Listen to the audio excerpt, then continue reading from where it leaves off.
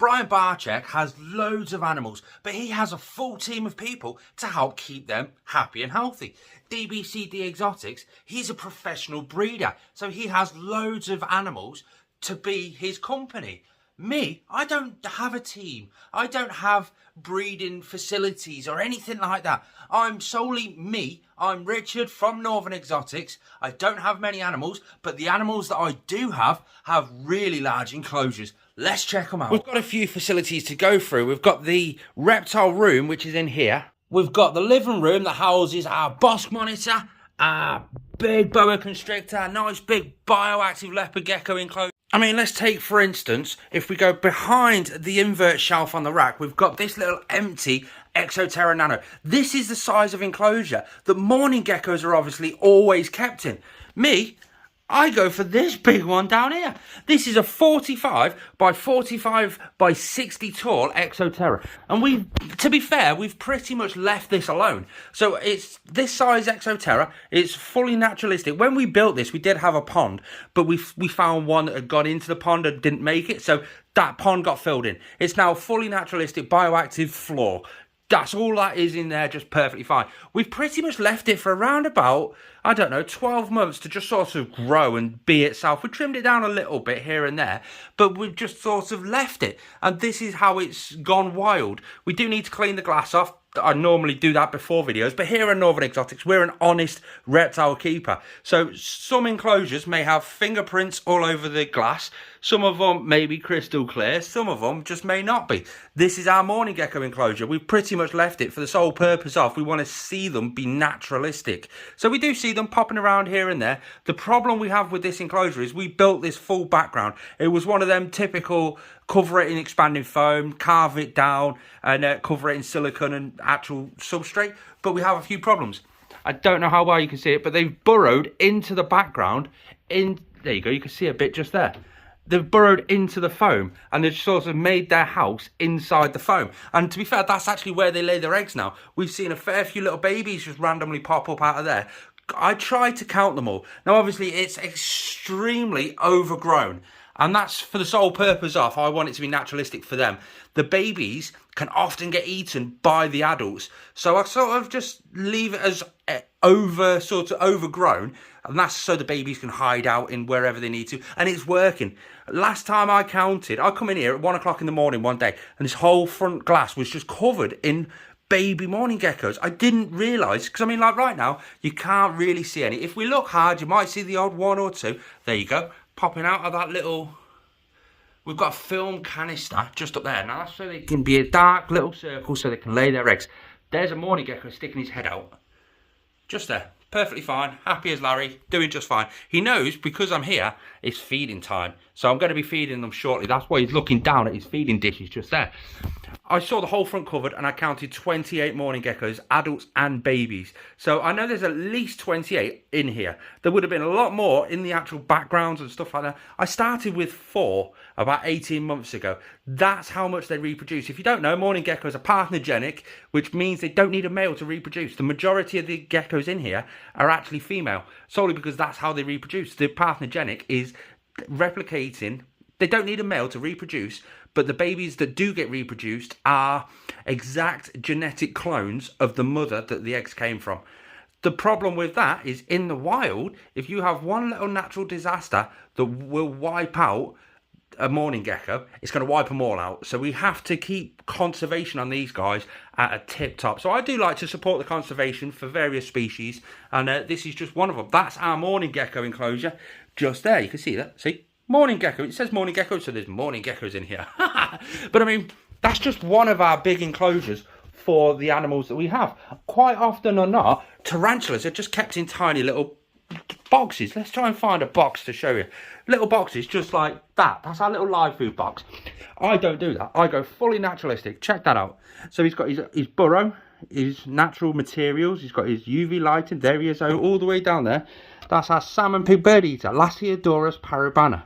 She's a female. I got her from Scott's Inverts. I'll leave his link in the description down below because he does amazing invertebrate and reptile content if you want to go see him. Again, fully custom background, fully naturalistic, live planted. We do like our live planted enclosures because the live plants take in all the carbon dioxide and give out oxygen. So let's face it, inside some of these enclosures, you haven't got the ventilation that they would naturally have in the wild. So giving them live plants just cleans that air up for them, that extra little bit. Plus, the live plants are always growing, they're always changing, and it's just another sort of enrichment for them. That's not the only tarantula that we do have. We have got one that we can't really see in this one just here. She needs a good do-up, this enclosure. Now, we've got a little peephole all the way down there in the back of the enclosure. She's webbed it a little bit, but she's a savannah, so a zebra tarantula. You can just about see her legs in the back of the peephole just there. But that's her enclosure. We're going to tart that up. That's going to be a bigger enclosure. It's going to be better. She's just recently molted, so she is bigger, so she does need a bigger enclosure. Inside this one, again, you can't really see. It's a nocturnal species. You can probably just about see under there. That's our scorpion. It's our Asian forest scorpion. Scott's Inverts actually sent this to me as a gift. Kind of a gift. He knows I don't like scorpions too much because I'm a bit scared, basically. I just didn't have the knowledge. He sent me this one to kind of scare me. That's basically that. Inside this one, this is one of our reptile rescues. So this animal is a Chinese house gecko. We won't see him. He's always hiding somewhere, and he's not in there right now. He is in there, but we can't find him. He came into the UK by mistake in a shipment of mangoes. He came into Manchester Airport, and Cheshire Reptile Rescues got the phone call to go and pick him up, and basically the police turn around and say, we're just going to destroy him if he's not a threatened species. He shouldn't be here, so we're just going to destroy him. We here at Northern Exotics say, no, we will keep them as best as we possibly can and go from there. That's what we do. That's our reptile rescue wish, we've called him, because we wished him good luck. He was extremely dehydrated when he first come to us. So we've managed to tart him up. But speaking of reptile rescues, this enclosure down here, this is another one where it's another big, large enclosure. It's 3 foot tall, 3 foot wide, 2 foot deep. It's only for a calotes versicolor. We'll try and find him. He is hiding out in the shade an awful lot lately. So I don't know if he's going into shed or something like that. He's normally... Oh, you can just about see his tail. Let me try and block him off. There, you can see him right in the middle of the screen. That's Mushu, our calotes versicolor. Now, again, he's a reptile rescue. He came to the UK in a shipment of wood. Imagine that. He jumped into the container ship full of wood. He got put onto a container ship. He spent 18 days on that container ship coming to the UK. He then went on the back of a lorry. If you're from the UK, you know what lorry drivers actually drive like in the UK, so I feel sorry for him. And then the people, I can't even talk, the workers opened up the container ship full of the wood, and out he popped. You can imagine their face. Luckily, TM Reptiles was an employee there, and he captured her. Let us know, say, look, we've got this lizard, we don't know what it is. Can you come and look after it? The police said they're just going to destroy it. Boof! Thank you. We went and done it. We picked him up. This is his enclosure. Again, fully naturalistic UV lighting. The problem we've got in this enclosure, because we have recently built it. If you want to go back and see how it was built, it was in one of our videos. We built it full step-by-step, background, everything. We have got a problem. The plants are growing too much. Let me show you. So we've got the Monstera plant just there. Now, some people say Monsteras are poisonous to reptiles. They're only poisonous to reptiles that will eat them. Mushu is not an insect. He doesn't eat plants. He's not a herbivore. He's an omnivore. He eats live food. So he's an insectivore, sorry. The plants are growing too much. They're going up to the UV light and they're burning the plant, both there and up the back there. So we're going to have to do some trimming work on that Monstera plant. When we planted it, it was down here, and that was only like 2 months ago. Now look at it. But that's exactly the same scenario with our green tree python. There's Attenbourgh just up there. He's a Biac cross sarong green tree python. And you can see he's got a Monstera plant in there as well, because he doesn't eat Monsteras, but it's a thick branched plant. It's got thick stems going up to the plant, but this is growing so well. We keep chopping it down and new sprouts keep coming out. He's got a bit of pothos in there, some bromeliads. He's got a turtle shell plant over that back corner, and he is doing really well. Granted, we still need to get this off. What happened was, when we put him back in after replanting it, he coiled up on it. The next night it broke. So all I've got to do is just undo one of the knots. But you might say, what's that big wooden thing at the top? Let me show you, because I'm quite proud of that. That was an idea that came to me by Reptile Systems. It's not an idea that came to me. I kind of just copied them in the top. So we've got our heat source just there. It's the ProRep infrared heat projector. That thing just there. Now, why do we use that over the Arcadius deep heat projector? The Arcadia one is a narrow beam that goes down, and the infrared heat projector is a wider beam that comes down. We actually did that and tested that in a video with our big, massive fake testing apparatus just there. We do a lot of that, so if you want to see more things like that where we compare things to each other and see which is best, stick it in the subscribe. Actually, just subscribe and then you're going to get it all. So we've got our heat source in the middle that goes directly straight down onto that branch just there. We've got our UV lighting just there. Now luckily we do have a solar meter, solar meter, and we can check the readings and stuff to make sure it's absolutely perfect for him. And we've got two, one there and one over there, LED plant grow lights, and that's what makes the plants absolutely grow massive in here. And he must like it because he's right underneath one of the LED plant grow lights. He's absolutely amazing. That's Attenbourgh, our green tree python. The one that's next up for upgrade is Diego. Hello buddy, that's Diego. He's our bearded dragon.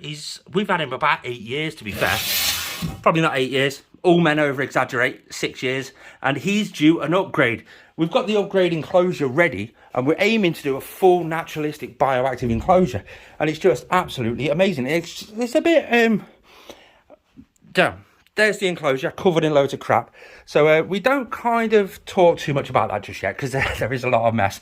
But that's possibly going to be one of our next videos. We're just waiting for a few little bits of electricals to arrive, and then he's going to get upgraded. But you can see his enclosure. He's got his T5 25 luminaire UV lighting. I love that product.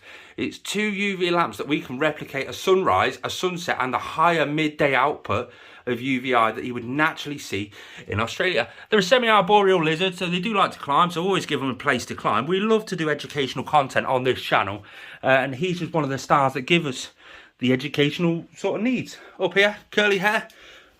Oh, just a bog standard curly hair tarantula inside this little enclosure just here, and he loves it. Now, his next molt, he's going to get a big enclosure. You really want to see the plans that we've got for his big enclosure because it's going to be breathtaking. We get a lot of these sort of products and stuff just laying around solely because we get them and we have no idea what to do with them. Baby dubia roaches, mealworms, empty enclosures, more empty enclosures. We've got some big plans for that, some really big plans for that. We're going to be doing like a dart froggy sort of thing. That's our plan, but it's going to be different to everybody else's. Just trust me on that one. Just trust me on that one. Down here, all the way down here, is a 5 foot, you can see it goes down a bit, 5 foot royal python enclosure, a bull python enclosure if you're American. Now, we've got some upgrades to do to this, but what we've got, let me explain it because it is quite technical in a way. We've got our infrared heat projector up there bashing down onto the slate. That gives him the arboreal heat, and that's where he basks. So he naturally comes out of his hide, which is a subterranean hide underneath that slate. He comes out of there at night, first thing in the morning, and he curls up on there and he basks just like he naturally would in the wild. And that's what I was going for with this enclosure, trying to make him behave naturalistically. He's also got a heat source underneath that subterranean hide, just solely so that he's got underground heat like he would naturally have in Africa. It's just fascinating. We've got some plants in there as well, again, just to clean the air up. He's full substrate, deep substrate, water dish. He's got his climbing apparatus. Everyone says, bull pythons, they don't climb. No, if you provide them with a naturalistic enclosure, UV lighting, infrared wavelengths of infrared A through to infrared B, they behave naturalistically. It's quite fascinating to see him interact with this enclosure. He's always climbing around. He sometimes goes in that middle hide just there. He's in his water dish all the time. He just knows this enclosure now, and he behaves naturally, and that's what we wanted with this enclosure. Like I say, in the reptile room, we don't have too many animals, and that's just solely because we like to provide them with big enclosures. You might see this one up here. There's absolutely nothing in there except for some woodlice, some isopod cultures, some plants, some springtail cultures. Absolutely nothing massively special. That's just an empty enclosure in case Cheshire Reptile Rescue get an animal in that they need someone to foster him for a long period of time because he's on long-term medication or something. I've got that enclosure spared just in case it's needed for that sort of purpose. And we're always going to have that enclosure, or a 4 foot enclosure spared, just in case we need it for Cheshire Reptile Rescue. It's there if we need it. That's that. 4 foot leopard gecko enclosure. This is quite a cool one, I think. No, that is not sand. Let me show you. We open it up. That is expanding foam covered in tile grout, and then while the tile grout was actually starting to get tacky, we covered it in sand. We let it cure, and then we brushed off all the excess. So that's absolutely solid. It's got a big hole up there. That's because on the back just there we've got a little latch. That little latch is his moist hide, so we can pull him out, go in there and moisten it down and stuff. You can just see, if I zoom in all the way down there, you can see her poking her head out of her hide all the way down there. There she is. Hello, Millie. Oh, I dropped it. She's our normal leopard gecko. I love the normal morph of leopard geckos. I absolutely love them because their colorations are exactly how they would come out in the wild. They are natural to nature, and I love nature. Full slate rock work there, infrared heat projector, UV lighting, full background build. I love this enclosure. She's got, let's count the hides. One there, one there, one there, one there, one there, and that's just over the hot side of the enclosure. She's got another one actually down underneath there. Cool side of the enclosure, she's got one there, she's got the moist hide there, she's got a cold hide there, she's got a cold hide under there, and she's got a cold hide under there. So she has got plenty of spaces to escape if she so feels the need to. She has gone showing a lot more naturalistic behaviour inside this enclosure in the sort of negative way for her being a pet. She doesn't like to come out, basically. She can see I'm in here now talking about her, so she's sticking her head out just to sort of be curious, so to speak. We'll drop some food in there for her in a bit and see where she goes with that one. But she will come out, she'll have a nibble, she'll have a little drink, and that's it. She'll go back in her hide. We won't see her until about 1 o'clock in the morning when she starts coming out and really sort of exploring. It's quite cool. When I come in from work at 1 o'clock in the morning, she's always sat up here, just lounging around on that rock. I don't know why. Her back legs are over here, her front legs are over here, and she just lounges over it. I don't know what that rock's got special compared to everybody else, but she seems to love it. We've got a big enclosure here. It's 6 foot tall, 6 foot wide, 3 foot deep. It's quite a big enclosure, but we've put a floor straight in the middle just there. Now you can see these names all on here. That's all of our channel members. All of our channel members get their name on there. And when we move this big enclosure out down here, we've got all the super chat names all on there. I love that sort of stuff. We've got Sammy's name up there. Sammy is a leopard gecko that actually passed away because she ingested some sphagnum moss while she was shedding her skin inside her moist hide. They put sphagnum moss inside the moist hide so that she can go in, just like we're normally told all the time. When she was eating her own skin, like they do when they actually molt or when they actually shed, she ingested some sphagnum moss. She passed away, sadly. So I just stick that up there as a reminder, and so I can tell the story of don't put sphagnum moss inside your moist hides for your leopard geckos. There's Popcorn. He's our Kahl sunglow boa constrictor. He's absolutely amazing. He's best part of about 6.5 foot now. So he's due a bit of an upgrade, so to speak, and we've got his upgrade planned because so's this dude down here. Hugo, hello matey. You can tell he's got a plastic dish in there. I've just fed him. That's all that is. I dropped his food bowl in there and just let him go to town on a load of insects, and that's why he's so friendly right now. He is getting an 8 foot enclosure. He's got it on order. He's due it any time now. He's not massive. He doesn't ideally need you silly Billy. He doesn't ideally need it right now, but he does need the exercise, so we're giving it to him. We've got that on order. When that comes, we're going to set it all up for him. He's going to absolutely love his big 8 foot enclosure. But then we've got, I just found we've got to take the floor out of there, and that's going to give Popcorn a full 6 foot tall arboreal enclosure. And he loves to climb. Well, you can see he's up there now climbing away on his branches. That's going to be absolutely amazing. I can't wait to see him really explore a full 6 foot tall arboreal enclosure. I'm just trying to figure out the heating side of it. So if you've got any ideas for heating really far down, but while not overcooking the top, let me know in the comments. I'm going to speak to a few friends I've got down at Reptile Systems and a few other lighting professionals just to see, because I want to get a good UV eye down there. It's going to be fully UV lit. That's just a plan for slightly later on in the year, but he's absolutely amazing. That's my reptile room tour. I hope you've enjoyed it. If you have, hit that thumbs up button. Maybe even subscribe. I'll see you on the next one.